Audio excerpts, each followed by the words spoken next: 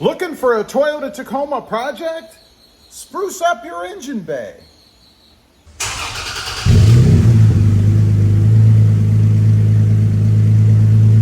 Well, good afternoon everybody, and welcome back to RobMotive. So you're looking for a new Toyota Tacoma project. You know, you've done a lot of stuff on the outside, maybe even some stuff on the inside. But what about the engine bay? You know, the engine bay is a great place to start. And believe it or not, even though you can't see it all the time, obviously, unless you drive around with no hood, there's a lot of satisfaction in knowing what you've done under there and then popping that hood open to take a look and just gaze at it. Might even convince you to check the fluids once in a while, which these days I'm not sure a lot of people do often enough. You know, like oil, windshield wiper fluid, brake fluid, you know, the important stuff. So there's a few things that you can do under the hood, kind of as really a quick Toyota Tacoma project. Let's take a look. I've done a few under mine. First of all, and the easiest thing whatsoever is to just clean it. You know, wipe it off a little bit. Now, honestly, it's been a little while since I've done mine, but I have done it fairly recently, and you can see it's pretty clean under here. Not a lot of dust and stuff. And you know, the thing that always amazes me under the hood of any vehicle is how dirty it gets, even if it's not driven a lot.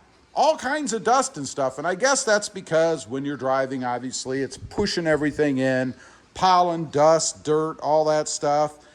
Gets dirty really quickly, and one of the best things or easiest things that you can do is just wipe it down a little bit.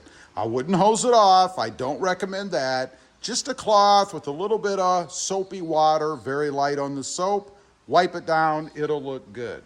Now, one of the first things that you can do that is a little bit more than just cleaning it off is to go ahead and paint the engine cover. You know, I did mine recently, and I've never done one like this before. I've painted the letters just using paint pens, but I've never gone ahead and actually sprayed it. Well, I did this time. I taped off the center area here, whatever you want to call that, the shield. We'll call that the Tacoma shield. But I went ahead and I taped it off, I sprayed it, and then after letting it dry, of course, I did use paint pens to go ahead and color over, if you will, the lettering on top. Funny though, when I did spray it, a lot of the red did not stick to the lettering itself, so it really wasn't that hard to do. I still am kind of confused as to why it didn't stick well, but hey, it was easier for me to go ahead and paint those letters and have them pop with a little bit of black on there. By the way, I would highly recommend doing it that way. It's much easier to do than trying to use a paintbrush or even spray it and then retape it and spray it again. That sounds like a nightmare to me. Obviously, you can do all kinds of different things if you want to. Personalize it, make it look how you want it to look. Next up, add a cold air intake. Now, big controversy about those as far as performance and miles per gallon. If you're looking to increase either, don't put one on for those reasons. They're not going to do anything for you. My experience has been they don't do anything other than make it look pretty underneath the hood.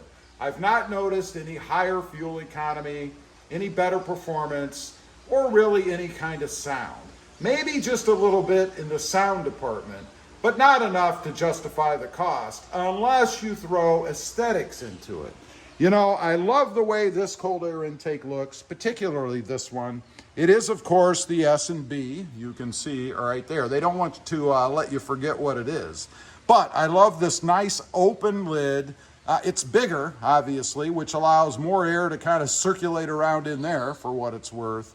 And of course, you can see the filter. Nice big filter. Makes it easy to tell when it gets dirty. I like this one too because all you have to do to change the filter is remove the screws on top. 4 screws, you have full access, easy to do. Not so with some of the other ones. You know, in my Jeeps, I have the Air Raid cold air intakes, which I love. I think they're the best out there for sound. The only ones I've ever had that give you a measurable increase in throaty, guttural sound. But you basically have to take the whole cold air intake off to replace the filter. Doesn't look like a fun project to me. Much more involved, of course, than either OEM or just removing the lid, if you will, to go ahead and replace this particular one in the S&B. One thing I do want to note on this one too, it does have this little extra airflow sleeve here, if you will. I really haven't noticed much, if any, of a difference with this, but it does give you the option to put this on or cap it off here and not have it on there at all. Next up is the wireless accessory controller. You can see it right there. Now, that is kind of a dual purpose edition as far as I'm concerned. It adds a little bit of something, something under the hood. I mean, it just looks cool there, right? It's all nice and neat, keeps everything all clean and not laying all over your battery or everywhere else. That's as far as the wiring goes. Plus, it does have function in that you can control any wireless, or rather any electric accessory that you're going to add wirelessly via a little push controller that's actually in the cab right now. It keeps all the wires put. My wiring is all sitting right down here. Now, you could imagine if it wasn't there, it would be laying all over the place. I'd have to run it into the cab, go through the firewall. That's kind of a drag. I love having that thing in there for its functionality. And again, I think it looks pretty darn cool there as well. And I'd be wondering, next time I take this thing into the shop, how many people are actually going to know what that's for? Probably not many. Lastly, the hood struts. Now, on my truck, I only have one. I only have one because the cold air intake is in the way if I want another one over here. It does not fit. So I went with this supposed heavier duty hood strut that's supposed to be able to handle the hood weight with just one. I like it. I haven't had any issues with it, but I will caution you that it does leave the hood at a little bit of an angle when you put it up, because there's a little bit of sag on the passenger side where you don't have a hood strut holding it up. Now, you might be wondering, well, gee, how does that increase the aesthetic value or make it look better under the hood? Well, there's a couple of things. One, just having it there is unique. There aren't a ton of Tacomas out there that have it unless you're of the modding ilk. Also, you don't have this useless now rod here that you have to put up. I don't like this thing. I think it looks cheap. I think it is cheap. It also blocks the view. A small thing, I realize, but if you're out admiring your Toyota Tacoma under the hood, you don't want this thing right here in front of your view. You just leave it down. I've actually taken it off before. I had a video showing how to pull it out of there. It's not hard. It's pretty darn simple. But I went ahead and put it back in just because I didn't want to have to try to keep track of it in my garage. It's the only reason it's still under the hood right now. Anyway, those are just a few Toyota Tacoma projects if you're looking for something to do and maybe you've kind of exhausted everything else as far as externally and maybe even in the cab. Leave a comment. Let me know. Have you done some of these things?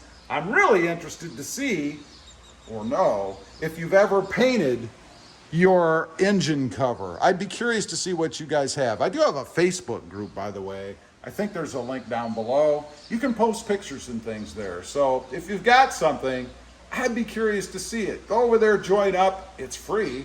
And post up a pic. I'd love to see it. Also, real quick, I do have 2 additional channels. RobMotive MT, all about mini trucks. Currently, a 2022 Hyundai Santa Cruz. And RobMotive JT, all about the Jeep Gladiator.